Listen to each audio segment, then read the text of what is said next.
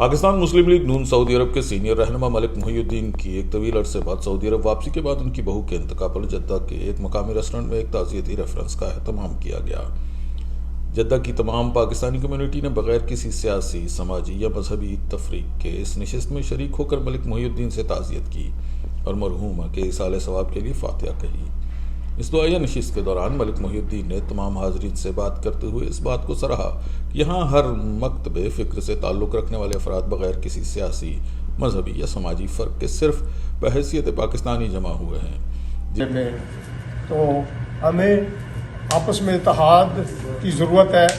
ہمیں ایک دوسرے کے ساتھ مل بیٹھنے کی ضرورت ہے، ہمیں فاصلے کم کرنے کی ضرورت ہے، ہمیں یکجہتی کی ضرورت ہے اور ایک دوسرے کے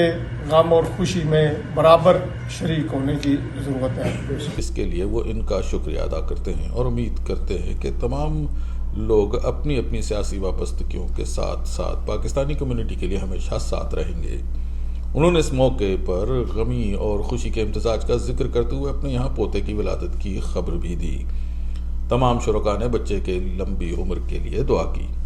اس موقع پر پاکستان مسلم لیگ نون سعودی عرب کے چیئرمین چودھری محمد اکرم گجر نے تمام آنے والوں کا شکریہ ادا کیا اور پاکستانی کمیونٹی کی طرف سے ملک محی الدین سے اظہار تعزیت کیا۔ اسی جڑے لوگ اکٹھے ہونے ہاں یہ نال جڑا دنیا تو چلا جاتا ہے وہ دے واسطے جڑے اسی اچھے یا نیک الفاظ یا او دے واسطے جو اچھی گلاں قرآن اور حدیث دے مطابق کرتے ہیں انہوں دا اجر تو انہوں نے ضرور ملتا ہے، لیکن نال جڑے لواحقین پیچھے نے انہوں نے ایک حوصلہ بھی ملتا ہے۔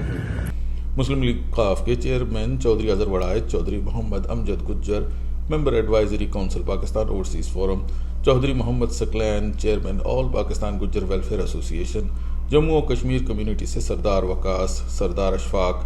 پاکستان تحریک انصاف سے ریاض شاہین افریدی، کیسر جاوید قریشی، میڈیا سے چودھری نور الحسن گجر، حافظ عرفان کھٹانہ، فہیم گلستان ملک کے علاوہ دیگر کئی سرکردہ افراد نے اس موقع پر شامل ہو کر ملک محی الدین سے اظہار تعزیت کیا اور مرحومہ کے لیے دعائے مغفرت کی۔